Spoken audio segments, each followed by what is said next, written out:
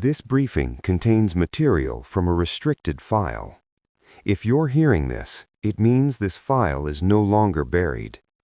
For decades, this document remained classified, not because it was dangerous, but because it was real. This is not an interrogation, not a confession, and not a story forced under pressure.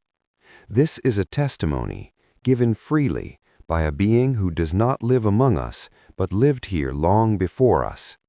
We call it the Lacerta files, and what you are about to see is the reason the truth was never meant to surface. Project Lacerta. This is an intelligence briefing on non-human terrestrial activity. The material presented in this file is classified. It contains an analysis of corroborated testimony from the subject known as Lacerta. The testimony was recorded during two separate periods, December 1999 and April 2000. This document includes sensitive information regarding the true origin of the human species. It also addresses suppressed historical events and provides an assessment of current extraterrestrial threats. The classification level of this file reflects the potential impact of its contents. This information was not restricted to protect the public. It was restricted to control what could be known. The statement you see here was given directly by the subject herself. She identifies her people as native Terrans.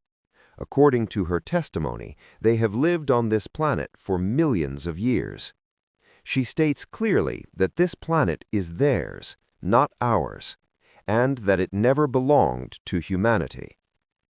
In this file, the subject is classified as a female reptilian being belonging to an ancient native terrestrial race. For the purposes of human documentation, the designation Lacerta is used. This is not her true name. The file notes that her real name is unpronounceable by human tongues. When translated to human terms, the subject's apparent age is approximately 28 years. This is an equivalency only, not a measure of her actual lifespan. Her stated role is not that of a leader, a soldier, or an authority figure. She describes herself as a student, specifically a student of human social behavior, an observer assigned to study the human species. Physical observations included in the profile include slitted pupils with a bright green iris, a V-shaped nostril structure, green-beige skin with patterned brown markings, and thick greenish-brown hair. These features are documented as identifying characteristics, not anomalies. This subject profile was classified at the highest level. Its contents were restricted due to the implications of the testimony itself. Despite her humanoid structure, 2 arms, 2 legs, and 5-fingered hands, her physiology is fundamentally reptilian. She is oviparous, meaning she is born from a soft, thin-shelled egg and has no navel. Her normal body temperature is around 30 to 33 degrees Celsius. She uses a bony external plate structure along her spine to regulate body temperature by absorbing sunlight, which she describes as a source of immense pleasure. Our history, as we know it, is an illusion. 65 million years ago, an ancient alien war over Earth's copper between a Procyon humanoid race and extra-dimensional reptilians culminated in a fusion bomb detonation over Central America. This explosion created the iridium layer and caused the extinction of the dinosaurs. The ancestors of Lacerta species, small, intelligent bipedal dinosaurs, survived. They completed their evolution via self-directed genetic engineering approximately 10 million years ago. About 1.5 million years ago, a new alien species arrived, the Ilohim. They are described as a tall humanoid species from the Aldebaran solar system, with blonde hair and white skin, who were sensitive to sunlight. Their motive was to accelerate the evolution of Earth's simians to create a slave race for future conflicts. Over 700,000 years, the Ilohim created and destroyed 6 previous human civilizations. Our current civilization is the 7th and final creation. To prevent us from forming an alliance with the native reptilian species, the Ilohim deliberately programmed humanity with a deep-seated instinctual fear and hatred towards them. They framed the reptilians as evil beings and serpents. This is an ancient conditioning that is passed down as a biological information genome from generation to generation. Lacerta claims that their skeletons of their ancestors have been found, but they are consistently misidentified by human paleontologists. Skeletons, such as those used for the iguanodon reconstructions, are wrongly put together to fit the preconceived notion of reptilian animals, not intelligent beings. Their knowledge of the ancient war comes from an artifact, a 47-centimeter magnetic plate with a crystal memory core discovered 16,000 years ago in North America. This plate was created by the last survivors of the Procyon humanoid race 65 million years ago. It contained detailed history of the war, the fusion bomb, and descriptions of their own pre-intelligent ancestors. The reptilians do not live in a hollow Earth, but within vast interconnected cave systems and advanced cities. These are located at depths of 2,000 to 8,000 meters beneath the surface.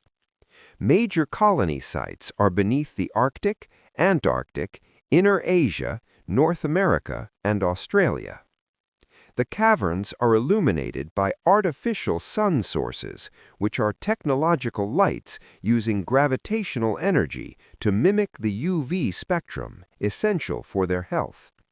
A typical small colony can house around 900 beings. Reptilians possess innate, powerful telepathic abilities. Lacerta explains that the Ilohim engineered a deliberate mental switch in the human mind. This mechanism allows the reptilians to telepathically project a chosen image directly into human consciousness, which the weak human mind accepts without question. This mimicry allows them to appear as normal humans. Critically, this mental ability affects only the mind, not technology. Therefore, they appear in their true form on cameras and film, which is why they must avoid all forms of recording. Their crafts are also camouflaged using a technical device that sends an artificial signal to human minds, convincing them they see normal aircraft or nothing at all. This camouflage, however, does not work on photos. Their advanced physics divides existence into the material illusion and the sphere of influence, Feldrealm, a higher energy realm. Propulsion for UFOs involves generating anti-gravity by manipulating matter to enter a higher plasma-like condition, the 4th state of matter. This state is achieved by applying a high electromagnetic field to copper fused with other elements. This process causes the main force to reflect and assume a repulsive, quasi-bipolar character, creating a levitation field around the craft. In 1947, 2 ships of a hostile species collided and crashed near Roswell, destabilized by Earth's unstable magnetic field. Wreckage and alien bodies were recovered by the U.S. military. In the 1960s, these same aliens initiated contact, offering partial, flawed technology in exchange for copper, secure underground bases, and access to human DNA. They provided clever lies and faulty schematics, making human technology unstable and dependent on them.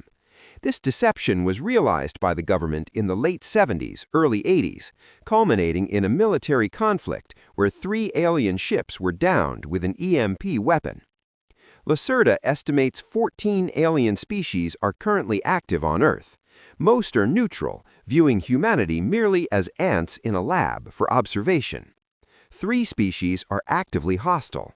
Their motivations are resources, copper, water or hydrogen, and genetics, human tissue, blood, and DNA. What you are seeing on this slide are 2 separate documented sightings, recorded years apart and classified under different origins. On the left, an image taken in Albiosque, France in the year 1974.